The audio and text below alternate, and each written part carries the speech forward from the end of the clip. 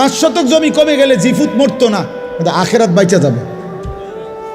10 শতক জমি কম পাইলে সন্তান মরবে না। আমরা 5 ভাইয়ের জন্য আমার বাবা কোনো ঘর করে দিয়ে যায় নাই। 2008 সালে আমার আব্বা ইন্তেকাল করছে, 2009 সালে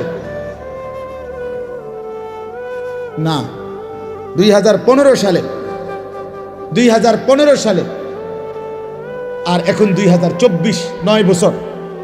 এই 9 বছর আগে আমার আব্বা ইন্তেকাল করছে, যখন আমরা 5 ভাইয়ের কারো কোনো ঘর ছিল না। কিন্তু এই 9 বছরের ব্যবধানে বাবার ইন্তেকালের পরে আমরা 5 ভাইয়েরই আলাদা আলাদা জমি কিনা বিল্ডিং আছে, আলহামদুলিল্লাহ। তাহলে বাফ করে দিয়ে যায় নাই বলে সন্তান করতে পারবে না, এটা কোনো কথা না। বরং 5 জনের আমার সব ভাই কোনো ওয়াজ করে না, সব ভাইয়ের আলহামদুলিল্লাহ আল্লাহ ঘর করবার তৌফিক দিছে আলাদা আলাদা। তাইলে আমি আপনাদেরকে বুঝাইতে চাই, আপনি কেন হারামের মাধ্যমে ঘুষ দিয়া, বাটপারি, সিটারি কইরা, মিথ্যা বইলা, দলিলের মধ্যে 2 নম্বরই কইরা, আমনে এতেরে দিয়ে হেতেরে দিয়ে ওইতেরে দিয়ে ওইতেরে দিয়ে এতগুলো বাটপারি কইরা, আহা বান্দা, আয় আল্লাহর বান্দা, কার জন্য রাইখা গেল? নিজের আখিরাত বরবাদ করে দিলা। কার জন্য রাইখা গেলে এই 10 শতক জমি? এত সিটারি করলা, এতটি দলিলের মধ্যে এতগুলো ফেঁস লাগাইয়া এ কদ্দুর জমি উদ্ধার করলা, বিনিময়ে আজ কার জন্য রেখে যাচ্ছ? তোমার না বলে? কবরে যাওয়ার দিন নাফরমান নিচ্ছ না কেন জমি? এই নাফরমান, এই না বলে তোর 10 শতক জমি নেস না কেন তুমি? বলে নাও না কেন? এটা না তোমার? এই তাল গাছিটার লাগে না 30 বার মেল করলা, এটা নেও না কাকে? এত কষ্ট করে তাল গাছ উদ্ধার করলা, এটা এখন থুয়ে যাও কা? ইয়াকুলু ইবনু আদামা মালি ওয়া মালি। আল্লাহ নবী সাল্লাল্লাহু আলাইহি সাল্লাম বলেন, আহা বনি আদম সারাদিন বলে আমার মাল, আমার মাল, আমার মাল, আমার মাল। ওয়া হাল্লাকা ইবনা আদামা মিন মালিক। হাই বনি আদম, তোমার মাল কোথায়? নবীজি বলতেছে ওয়া হাল্লাকা আইন, তোমার মাল কোথায়? বা তোমার মাল কেবল 3টা। রাসূলুল্লাহ সাল্লাল্লাহু আলাইহি সাল্লাম বলেছে তোমার কেবল 3টি, মা আকালতা ফা আফনাইতা, যা তুমি সরাসরি খাইছো, তুমি খাইছিলা, এটা তোমার। আও লাবিস্তা ফা আবলাইতা, যেটা সরাসরি গায়ে দিছো, তুমি গায়ে দিছো, এটা তোমার। আও তাসাদ্দাকতা ফা আমদাইতা, যেটা আল্লাহর রাস্তায় দান করছো, সদকা করছো, মসজিদে, মাদ্রাসায়, মাহফিলে গরিবকে, অসহায়কে, বঞ্চিতকে, দুস্থকে আল্লাহর পথে খরচ করছো, এটা আখেরাতে জমা হইছে, এটা তোমার। কয়টা হলো? আল্লাহর কসম নবী বলছে এই 3টাই তোমার। ওমা সিওয়া যালিকা, আর বাকি সব ফাজাহিবুন, তোমার থেকে চলে যাবে। ও তারিকুহু লিন্নাস, মানুষের জন্যই রেখে যাবে, মানুষের জন্যই রেখে যাবে। শুধু শুধু ভুল করলা বান্দা, এতগুলো মিথ্যা বলা দরকার ছিল না, এতগুলো বাটফারি করার দরকার ছিল না, এত সিটারি করার দরকার ছিল না। এই কদ্দুর জমির লেগে, এই কয়টা টাকার জন্য, এই কদ্দুর ঘরের ফার্নিচারের জন্য এত মিশা কথা কইতে হয় না। 50 বছর সুদ খাইয়া, 30 বছর বাটফারি ব্যবসা কইরা, 50 বছর পর্যন্ত হালাল হারাম রোজগার কইরা কি কামাই করছে? 1 সেট সোফা বানাইছে, 6টা টেবিল, আর 6টা চেয়ার, একটা ডাইনিং টেবিল, 4খান খাট, 2টা আলমারি, একটা ফ্রিজ, আর 2 ডজন কাঁচের প্লেট, 1 ডজন চার কাপ, 6টা নুনের বাড়ি, 4টা বাথরুমের মধ্যে 4টা বদনা, লোডা লোডা, আর কি তা ফাঙ্গাস, তেলাফিয়া, দুন্দুল, করলা, ধন্যতা, কাঁচামরিচ, খিরা, টমাটো, ঠিক না, পাতাকপি, ফুলকপি, আর কি আর কি এ সবই মালের দাম হইতো না 50 লাখ? কথা বলেন না কেন? আপনার ঘরের যে সামান, এই সবটির দাম 50 লাখ হবে? তো এই 50 লাখ টাকার জন্য এতগুলো মিথ্যা বললেন? এই 50 লক্ষ টাকার জন্য এত টাকা সুদ খাইলেন? এই 50 লক্ষ টাকার জন্য এতগুলো ওজনে কম দিলেন, আহা এতগুলো মিথ্যা, খুব বেশি কি কামাই করলেন? এই বাপ, একটা লোক বলেন, বুঝতে শিখেন, খামখেয়ালি মনে করেন না। আপনি ভাবেন না আপনি কি করছেন কামাইটা। একটা ছেলে নামাজ পড়ে না, একটা মেয়ে পর্দা করে না, জিফুত নাতি নাতনি কেউ আল্লাহর কোরআন কদুর সাইয়াও পড়তে পারে না, এতগুলো নাফরমান ঘরে ঘুমায় 6 জন 7 জন, একটাও ফজরের নামাজ খুদার 365 দিনের 1 বছরে কোনোদিন ফজরের নামাজ পড়ে না।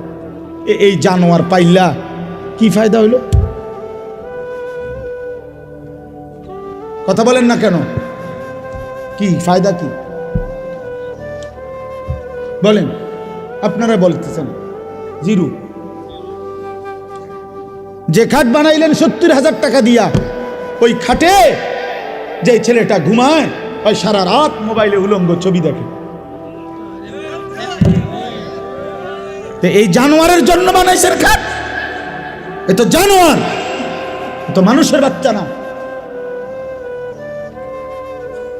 365 দিনে খুদার একটা বছরে যে কোনোদিন ফজরের নামাজ পড়লো না, এটা মানুষের বাচ্চা হয় কেমনে?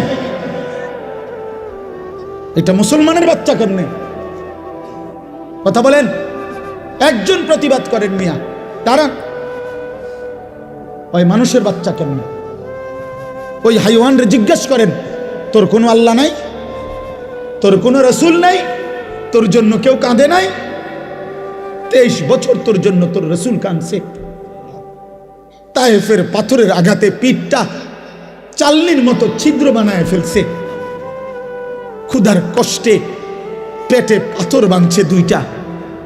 উহুদের দান দান শহীদ করা রক্তে উহুদের মাঠে নবী পড়েছিল ঘন্টার পর ঘন্টা। 3 মাস ঘরের চুলায় আগুন জ্বলে নাই।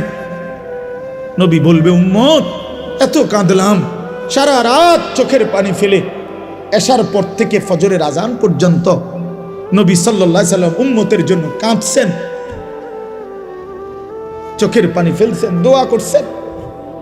বিনিময়ে উম্মত এই জিন্দেগি, এই আমল নামা, কোনদিন ফজরের নামাজ নাই, 30 বছর মিথ্যা, 40 বছর হারাম, 60 বছর বয়সও বিড়ি সিগারেট, 60 বছর বয়সও চায়ের দোকানে আড্ডা, টেলিভিশন আর নাচ গান, 40 বছর ঘরে প্রতিদিন রঙিন টেলিভিশন চললো, স্ত্রী বেপর্দা, মেয়েটাও বেপর্দা।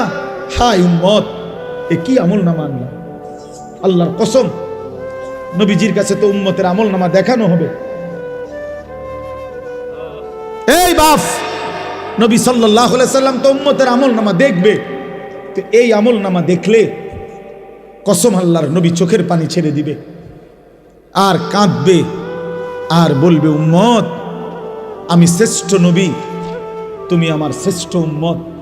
এই নিয়ে আমল নামা, আমি এই আমল নামা নিয়ে আল্লাহর সামনে কেমনে দাঁড়াবো? তোমার জন্য কেমনে সুপারিশ করব উম্মত? কি বলবো? আমি কিভাবে মুখ দেখাবো? তুমি আমার এত বড় বেইজ্জতি কেমনে করলে? কি ব্যাপার? কোনো বাবা যদি কোনো ছেলেকে 6 বছর ঢাকা শহরে রাখা কোনো কলেজে পড়ায়, তারে মনে করেন 50 লাখ টাকা দিছে, এই পর্যন্ত বাবার সব বেচ্চা, 6 বছর পরে রেজাল্ট আসছে সে ফেল, তো ওই বাপ কি পরিমাণ কাঁদবে যে কিরে বাপ, আমার গত 6 বছরের এই রক্ত পানি করা টাকা, ঘাম ভেজানো কলিজা ছেঁড়া টাকা, তোদের সুখের জন্য আমি 12 বছর বিদেশ করছি, তোদের সুখের জন্য আমি 28 বছর বিদেশ থাকলাম, কোনোদিন সুখ কি দেখি নাই। 12 ঘন্টা 14 ঘন্টা ডিউটি করে, এত কষ্ট করে বুকে বাইদা এক একটা টাকা রোজগার করে তোদেরকে দিছি, বিনিময়ে এই রেজাল্ট, বিনিময়ে এই ফলাফল। ওই বাবা কাঁদবে কিনা বলেন? ওই মা কাঁদবে কিনা বলেন? তো রাসূলুল্লাহ সাল্লাল্লাহু আলাইহি সাল্লাম কাঁদবে না? বলবে, উম্মত 23টা বছর কাইদা, চোখের পানি ফেলে, রক্ত জড়িয়ে, পেটে পাথর বাইদা, ক্ষুধার কষ্ট সয়ে বিনিময়ে এই আমল নামা পাইলাম।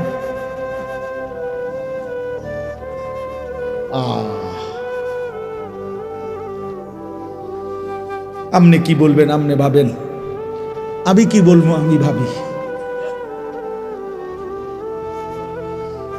চলেন কথা শেষ, সবাই মিলেই ভাবেন, এটুকু ভাবেন কি দাঁড়াবেন, কি বলবেন। নবী সাল্লাল্লাহু আলাইহি সাল্লাম বলবেন এটা, উম্মত আর কত কাঁদলে তোমার দিল নরম হইতো, আমি আর কত রক্ত ঝরাইলে তোমার মন নরম হইতো, তুমি আমারে বলো উম্মত। আপনি কি জবাব দিবেন বলিয়েন। এত বড় বয়সকালে কেমনে বিড়ি খান, এই দুর্গন্ধওয়ালা মুখ নিয়ে নবী সাল্লাল্লাহু আলাইহি সাল্লামের সামনে কেমনে দাঁড়াইবেন। প্রিয় নবী সাল্লাল্লাহু আলাইহি ওয়াসাল্লাম এক সেকেন্ডের জন্য কোনোদিন দুর্গন্ধ পছন্দ করতেন না, বলেন না। নবী সাল্লাল্লাহু আলাইহি সাল্লাম যে রাস্তা দিয়ে হাঁটতেন, পরবর্তী কেউ আসলে বুঝতো এখান দিয়েই নবী গেছে, কারণ মেশকের ঘ্রাণ ভাসতে থাকতো। তার ঘাম মোবারক সাহাবীরা অপেক্ষা করত, ঘাম ঝরলে শিশিতে ভরবে, সেটাই পরবর্তীতে মেশক আম্বর হিসাবে ব্যবহার করবে। এই আপনারা শুনেন নাই কিনা আজকে প্রথম কথা বলেন, এই তো অনেক পুরানো আজ, ঠিক কিনা বলেন। এই কথাগুলোর অর্থ কি? আল্লাহর নবী সাল্লাল্লাহু আলাইহি সাল্লাম বলছে, তিনটি জিনিস পৃথিবীতে আমার সবচেয়ে প্রিয়। 1 নাম্বার আতর, সুগন্ধি। 2 নাম্বার আমার বিবি, আমার স্ত্রীরা আমার প্রিয়। 3 নাম্বার নামাজ। তার 1 নম্বরে নবীর প্রিয় বস্তু ছিল দুনিয়াতে আতর, সুগন্ধি। তিনি দুর্গন্ধ পছন্দ করতেন না। বাবা, আপনি এই দুর্গন্ধওয়ালা বিড়ি মুখ লইয়া, প্রতিটা বিড়ি তো দুর্গন্ধ, প্রতিটা সিগারেটে তো দুর্গন্ধ, আপনি এটা নিয়ে রাসূলুল্লাহ সাল্লাল্লাহু আলাইহি সাল্লামের সামনে কেমনে দাঁড়াইবেন বলে। নবী সাল্লাল্লাহু আলাইহি সাল্লাম তো কাঁচা পেঁয়াজ রসুনের দুর্গন্ধ সহ্য করতে পারতেন না, নিষেধ করছে। কাঁচা পেঁয়াজ রসুন খাইয়া আমাদের সামনে মসজিদে মানুষের মজমাতে আইসো না, বলেন নাই নবী? তো তাহলে এই বিড়ি সিগারেটের গন্ধ কি হবে?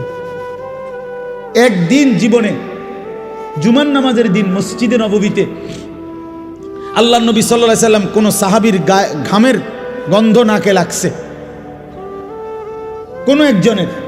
আল্লাহ নবী সাল্লাল্লাহু আলাইহি সাল্লাম বলছেন, গোসলুল জুমআতে ওয়াজিবুন আলা কুল্লি মুহতালিম। হাদিস, জুমার নামাজের দিন গোসল করা প্রত্যেক প্রাপ্তবয়স্ক ব্যক্তির উপরে বাধ্যতামূলক। একদিনেরও ঘামের গন্ধ নবী পছন্দ করে না। যিনি এত পবিত্র, এত পরিষ্কার, এত সুগন্ধিময় ছিলেন, তার সামনে কেমনে দাঁড়াইবেন? ও বাবা, বলেন না কেন? আপনার বিবেককে বলে গেল, উড়াইয়া দিয়েন না কথা। কিছু সালাক আছে গিয়া পরে কব কথাটি বালাই কইছে, আমরা লাগেই তো কয়, বুঝি তো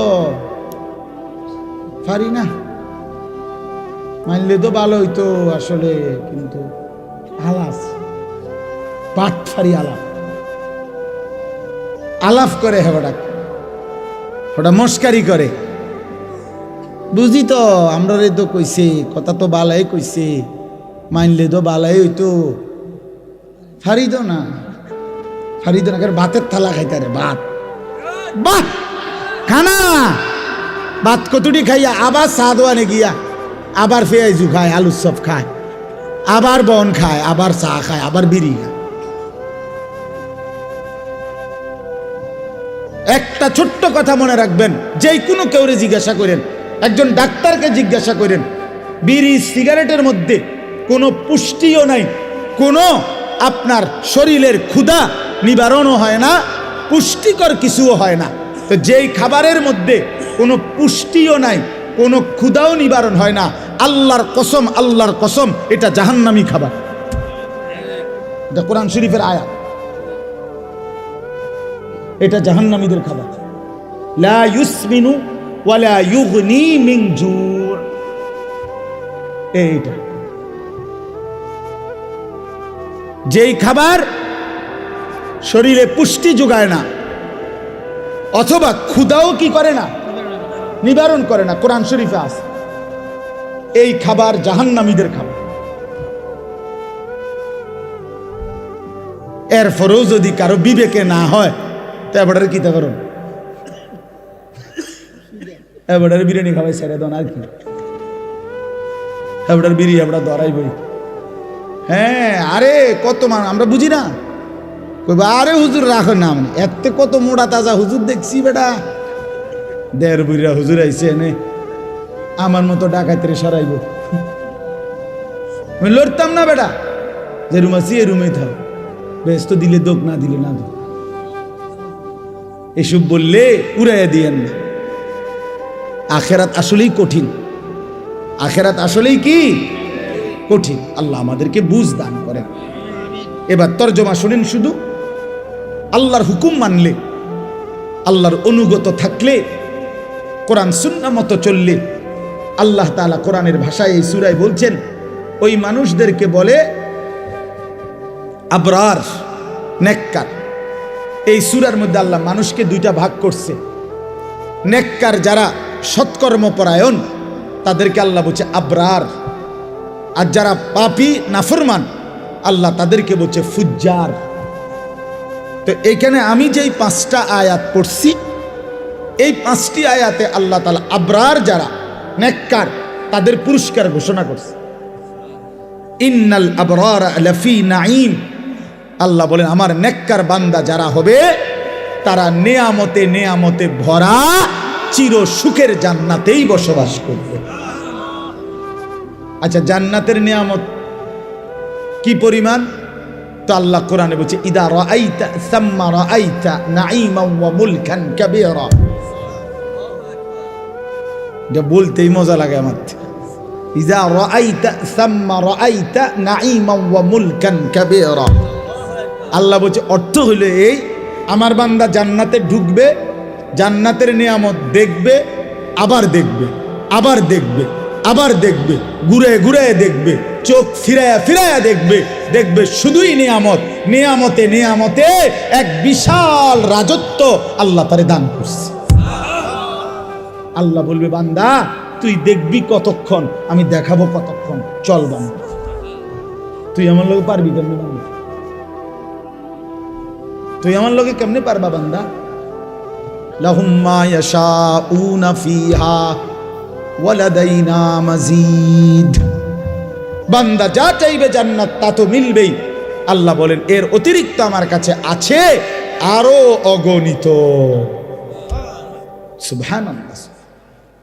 ইন্নাল আবরারা লাফি নাঈম, নিয়ামতে নিয়ামতে ভরা জান্নাতেই থাকবে। আলাল আরাইকি ইয়ানজুরুন, এরপরে দ্বিতীয় আয়াত আলাল আরাইকি ইয়ানজুরুন। আল্লাহ বলেন আমার নেককার বান্দা জান্নাতের সিংহাসনে বসে দেখতে থাকবে। কি করতে থাকবে? আবার বলেন কোথায় বসে কি দেখবে? 3 জিনিস। আর আমি কই তাফসীরে কুরতুবীতে আছে 3 জিনিস দেখতে থাকবে জান্নাতের সিংহাসনে বসে। 1 নাম্বার, আল্লাহ তাআলা তাকে যেই বিশাল রাজত্বের নিয়ামতে ভরা জান্নাত দিছে পুরাটা এক নজরে দেখবে।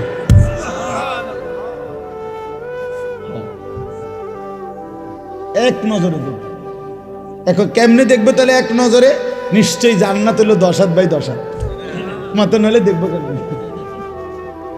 জান্নাত যদি পুরা বাঙ্গরা ইউনিয়ন হয় আমরা কেমনে দেখবো? তা জান্নাত তো নিশ্চয়ই কি কুড়াখালের সমান, কিতা 2টা রুম আর একটা বারিন্দা।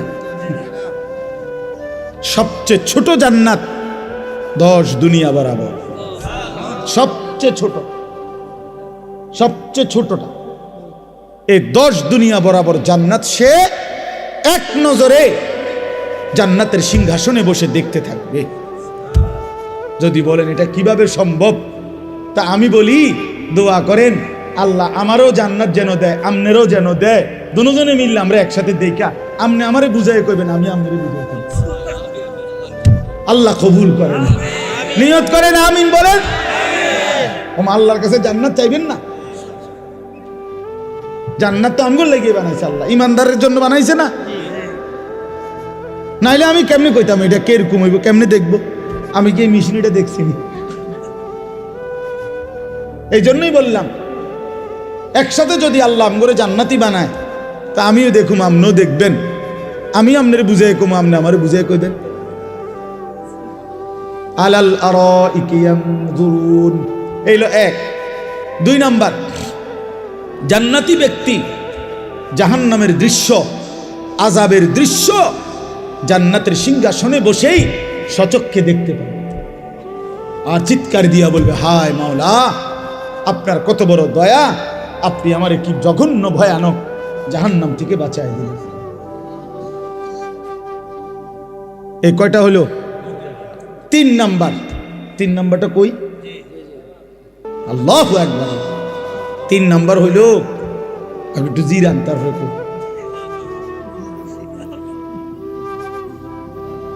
আল্লাহ, 3 নাম্বারটা হইল জান্নাতি বান্দা জান্নাতের সিংহাসনে বসে মহান আল্লাহ পাক রব্বুল আলামিনকে দেখতে থাকবে। প্রথমবার যখন দেখবে 70,000 বছর এক টানা মালিকের দিকে তাকাই এই থাকবে। এটা কি মজাদার বিষয়। এর লাগে হচ্ছে একটু জিরা, মানে একটু মজা করে কই। ইলা রাব্বিহা নাযিরা, সরাসরি রব্বুল আলামিনকে বান্দা দেখবে। আলাল আরাইকি ইয়ানজুরুন ইলা রাব্বিহি আযজা ওয়া জাল, জান্নাতি বান্দা সিংহাসনে বসে মহান আল্লাহ পাককে সচক্ষে দেখবে। 70,000 বছরের জন্য জান্নাতের সব নিয়ামত ভুলে যাবে, জান্নাতের হুরেরা টানাটানি শুরু করবে। হে আল্লাহর বান্দা জান্নাতি, আমাদেরকে তো ভুলেই গেলেন, আমাদের দিকে তো ফিরেই চাচ্ছেন না।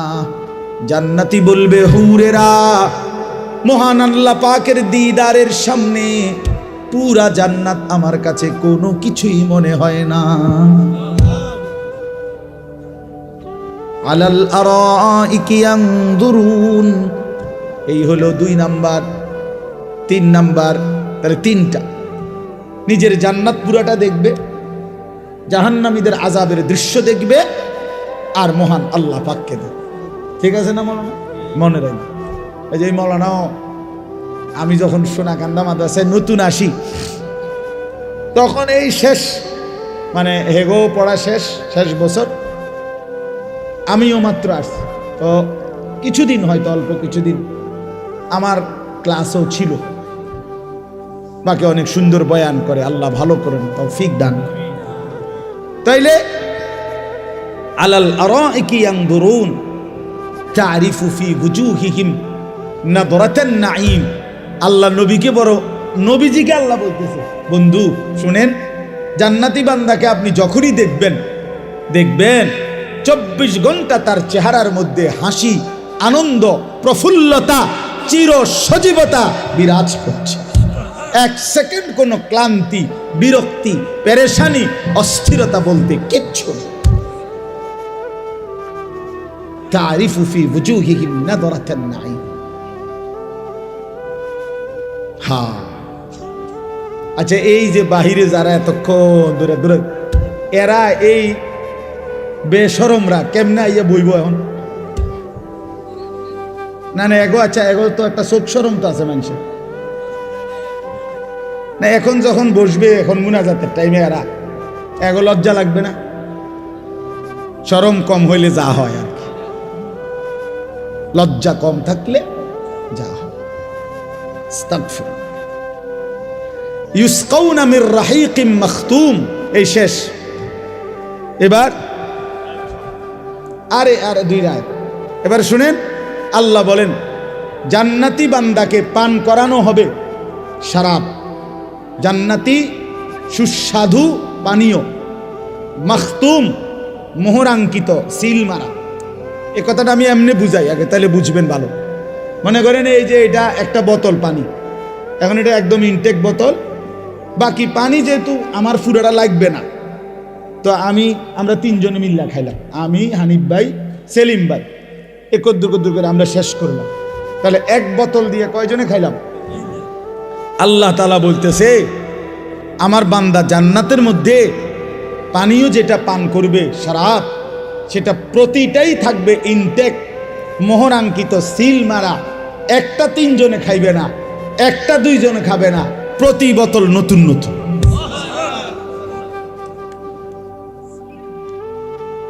মখতুম, প্রত্যেক বোতল সিল মারা, মোহর মারা, ইনটেক।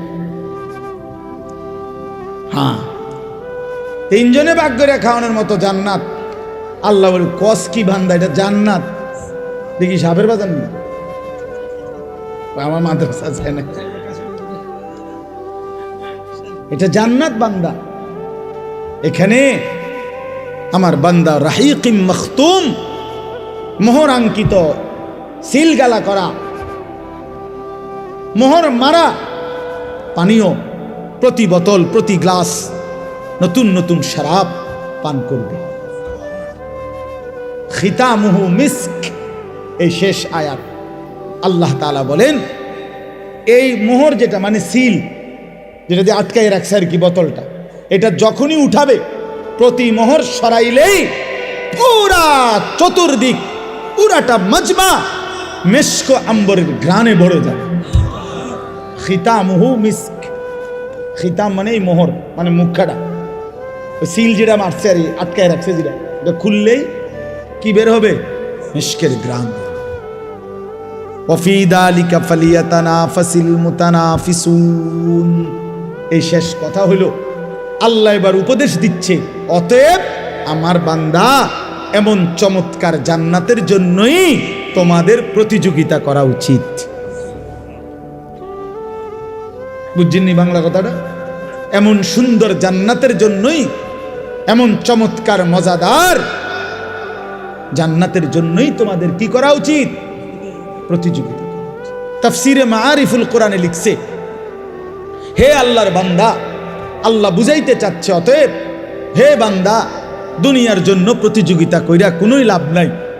এটা সূক্ষ্ম কথা শুনেন, আমার কাছে খুব ভালো লাগছে এই কথাটা, যে লিখছে দুনিয়ার জন্য প্রতিযোগিতা কইরা সর্বোচ্চ চেষ্টা করে যে প্রথম হবে, ফার্স্ট হবে, সেও মরে যাবে, যে লাস্ট হবে সেও মরে যাবে।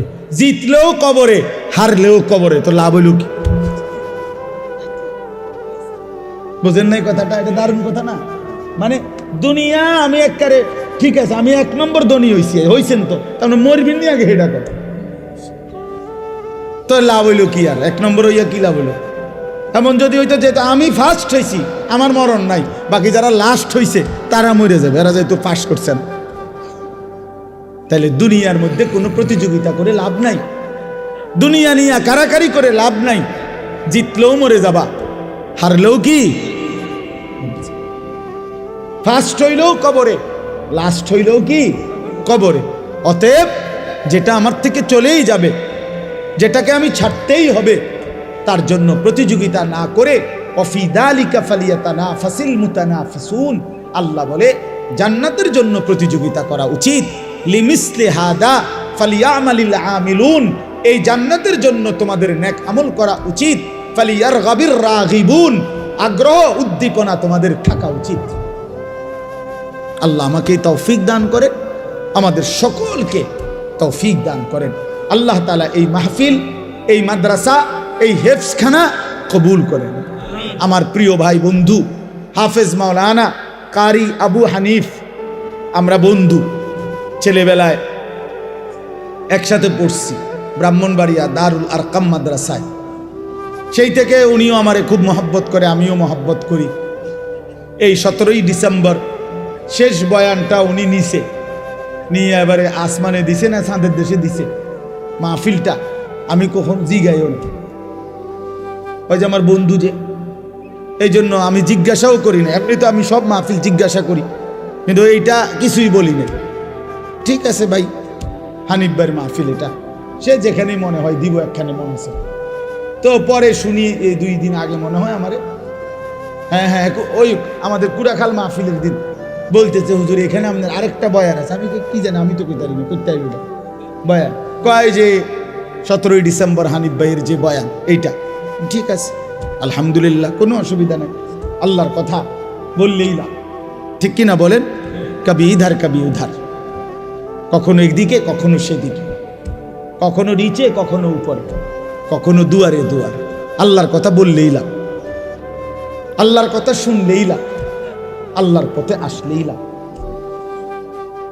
ধাক্কা ধাক্কি না করি ভাইয়া বাপ। চলেন সবাই জান্নাতি হো, জান্নাত অনেক বড়।